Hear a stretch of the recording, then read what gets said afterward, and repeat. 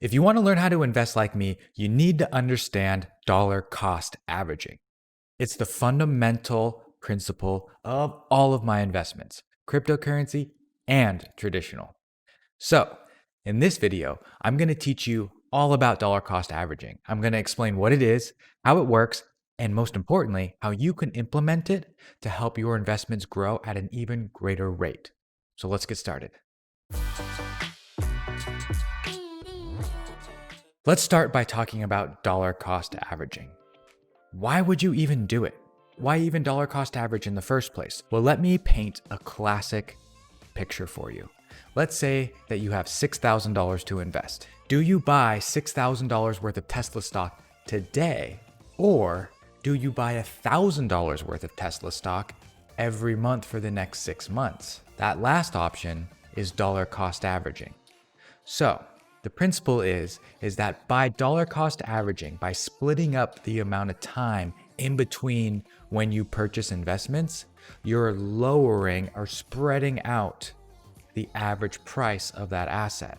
Let me give you a better example. Bitcoin goes up and down a lot. It fluctuates a ton in value. I never know what day is a good day to buy. I mean, I try to buy on the red days, but let's be honest, we never know if it's going to be a really big red day or if it's going to turn right around and go green. We really don't. So I take the philosophy of dollar cost averaging. The reason I like dollar cost averaging is so that I don't have to check my phone 90,000 times a day looking for that one spot to spend my money. It consumes me and it takes so much attention out of your life. What you can do is you can set up recurring purchases. Let the machines and the computers dollar cost average for you so that all your investments are on autopilot. But we're going to get back to that. Let me first show you an example of what I mean when it comes to dollar cost averaging. I'll put the image up on the screen for you. This is a graphic I found online courtesy of seekingalpha.com. It's a wonderful graphic and it shows exactly how purchasing on a dollar cost average basis versus all at once can actually save you money. If you look closely, there's two scenarios. You can either purchase 600 shares at a fixed price of $10, or you can purchase at an average price of $8.85. The way you get to that average price is by purchasing, instead of all at once in the very beginning, you purchase once a month. So the prices of all assets fluctuate. That's common. We all know this. And none of us are fortune tellers, so we never truly know when the right time is to purchase. So instead of guessing and trying to knock it out of the park, you split up your risk over a period of time. So by buying $1,000 worth over 6 months, you're actually getting the shares for a lower price. Not to mention, you also get additional shares. This is why dollar cost averaging always wins out. All right, let's take this graphic down and continue. Now that we know what dollar cost averaging is, let me tell you about some of the more practical ways that I apply it to my investments in my life to make it easier and automated. Let's talk about my traditional assets first. A lot of my assets I keep with Vanguard. I like and I respect Vanguard as an institution because I like and respect John C. Bogle and especially what he's done for the investing community. He's the inventor of index funds. How could you not respect that? So, every month, I set up recurring deposits from my checking account into my Vanguard investment accounts. We're going to keep it simple and call it a brokerage account for now.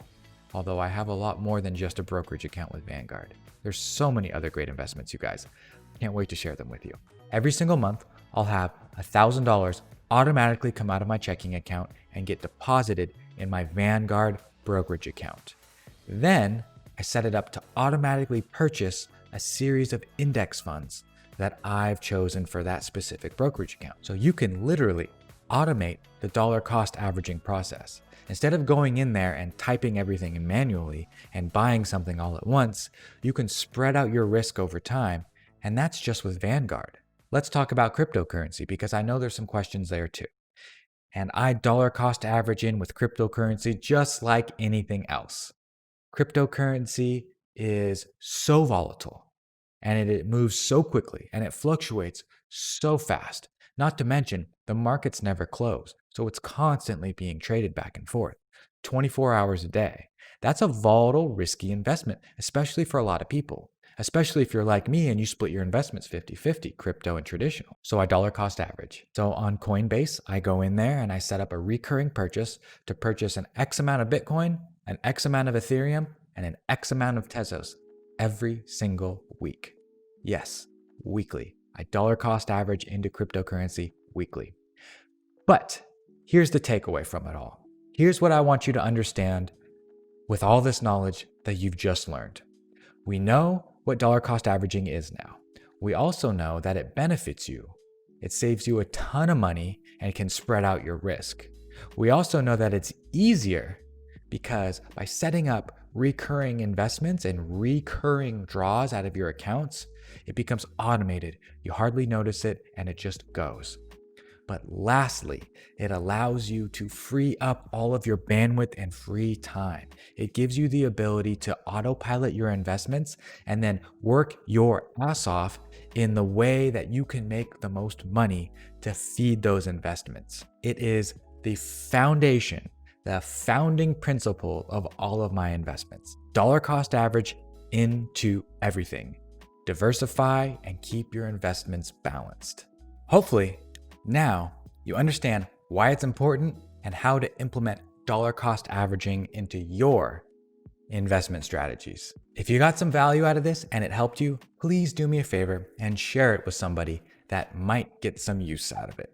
Let's tell YouTube that there's good stuff here and we'll spread the word amongst everybody else. I can't wait to share with you some of the other principles that I've learned along my journey to becoming financially literate. This is just the tip of the iceberg. Dollar cost averaging, while it's the founding principle of my investment strategies, it's not the only one. So subscribe, like, share this video, and stay tuned for the next one. Thanks for watching, and be good to future you.